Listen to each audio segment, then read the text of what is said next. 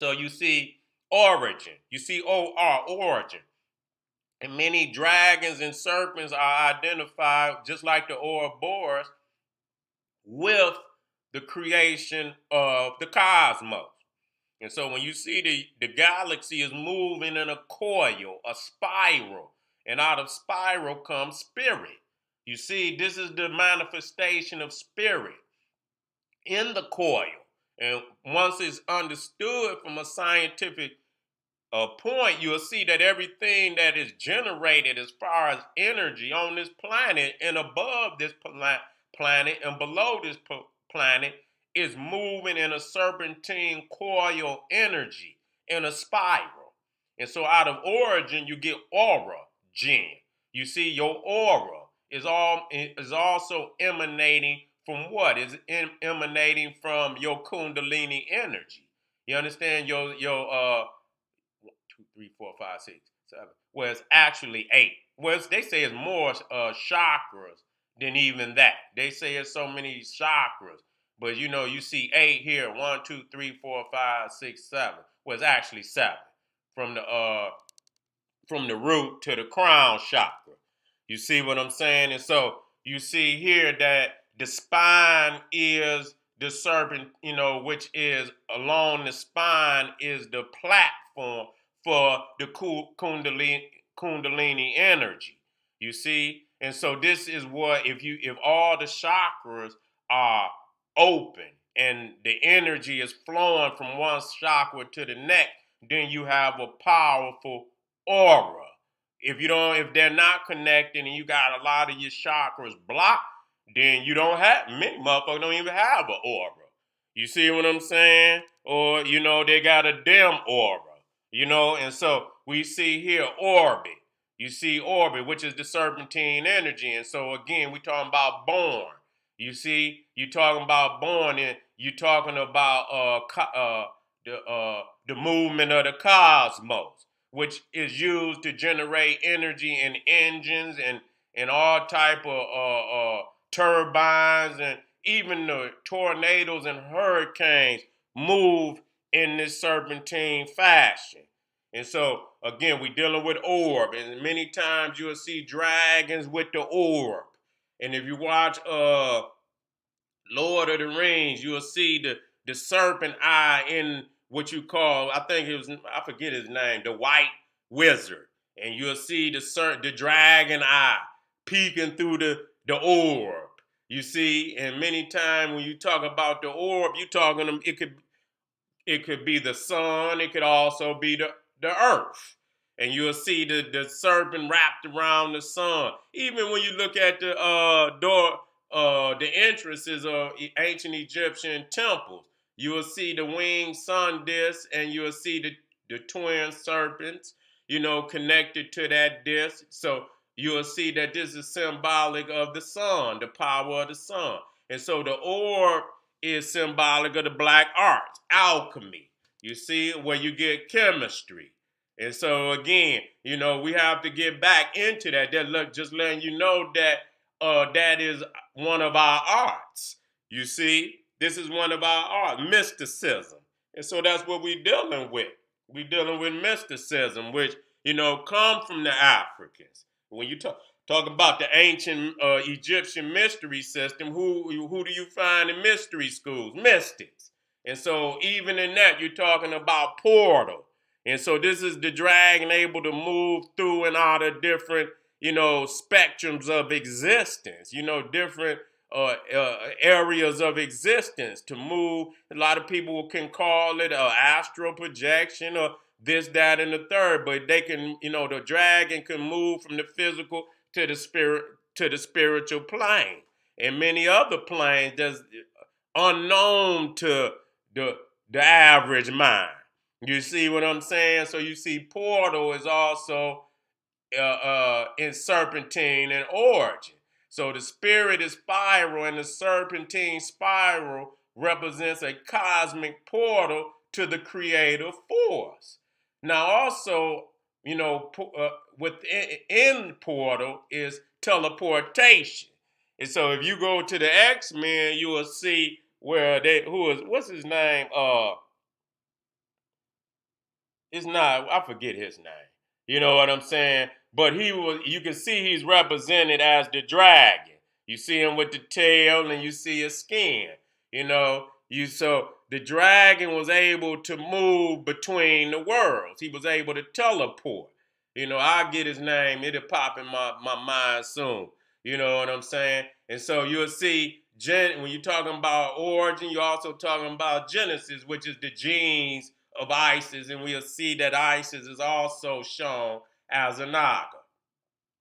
And when we talk about the spirit, which is spiral, that's what you see on Ramesses' war crown.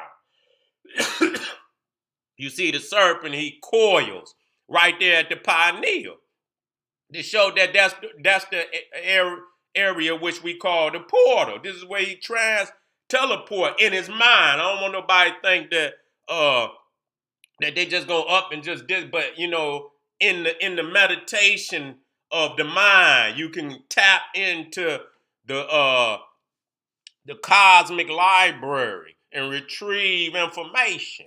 You see what I'm saying? That can be used on the planet for your embetterment.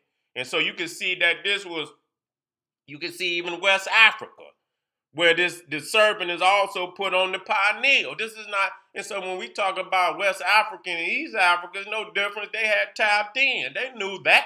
Africans astral projected through time and space via the pineal gland melanin arc. You see, and so you see there to the left, you see the sun inside of the African. This is the same energy that's manifested through the dragon. When he spit fire, this is what the occult meaning of that. And so the inner sun is charged by the outer sun. So when you see to the right, you see that star is the sun, hitting him on the pineal. And if all your 7 chakras is aligned and open, and your system is fully charged, then it charges in the solar plexus. That's the fire within, which give you the will, give you the determination. You understand?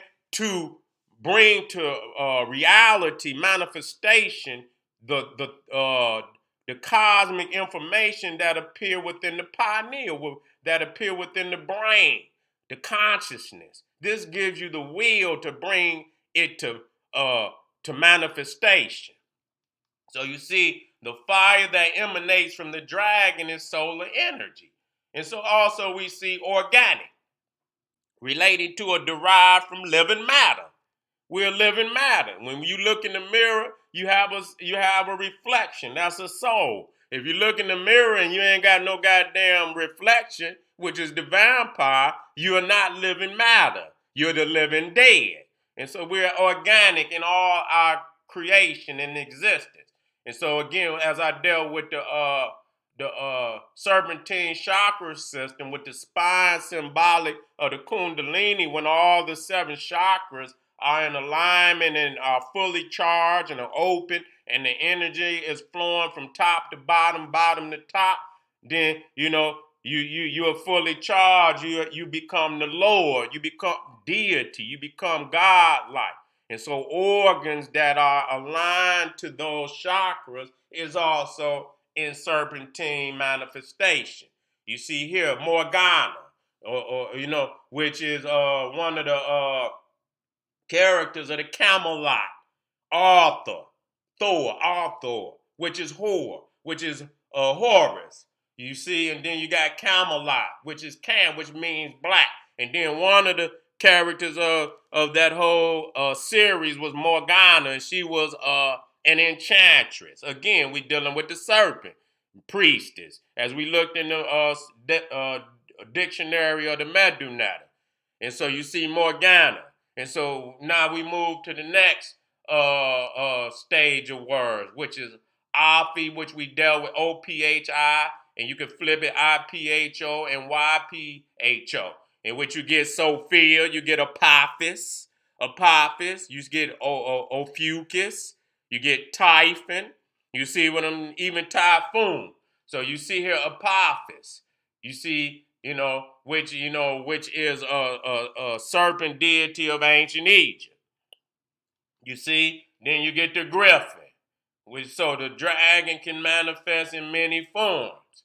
You see Typhon of Greek mythology, the winged serpent coming out of ancient Egypt, Ophiuchus, the 13th sign, the serpent bearer. And you can look his constellation up and see that OPHI, which is also in Sophia, the Greek goddess of wisdom. You see, the Greek goddess of wisdom, the Gnostic goddess of wisdom. You know, with the owl, and as the dragon can also be symbolized by the owl. You see, so the dragon can morph into many other forms. And so this is where you get Hagia Sophia. Hagia Sophia, this is Isis. You see, and not only did it manifest in the Hagia Sophia, it also manifests in Basilica. Because you got to understand, Basilica come out of Basilisk, which is the king of the serpents. So you see, the St. Peter's Basilica is the temple of the serpent queen Isis, in which you get Chap El. El is Osiris. You see, when you go into the Canaanite culture, you see the chief god of the Canaanites was El, and you see that his whole representation is that of Osiris. You see, and so you see El is also eel, the eel that you see in the water, which is serpentine in shape and form. And so this is where you get El, you get eel, you also get Lilith. You see? And so also Lilith was serpentine, it replaced the serpent in the lost books of the Bible. Instead of just being the serpent, it showed Lilith, which is half serpent.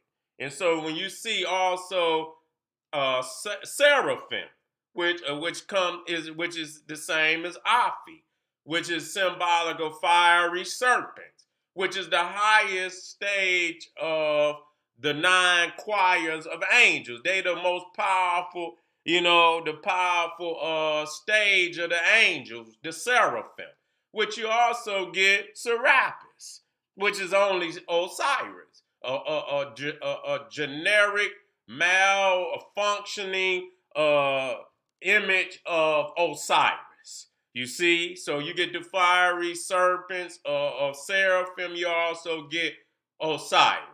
And so today we dealt with the serpentine origins of more and the connection to Naga to show that both are connected to the serpentine race of African people, and that the suffix or in more is serpentine, just like Naga is serpentine, that we find in many manifestations of African deities, kings and queens, states, ruling states of the modern and ancient world. I want to thank you for your time and energy and support. Make sure you get over to kingseti.com, generalseti.com, and my Patreon, General Sara Seti. I want to thank you, and this is not just the end, it's the end for now. Subscribe, hit the notification bell, and get a video a thumbs up. Like it because you love it. Black Power.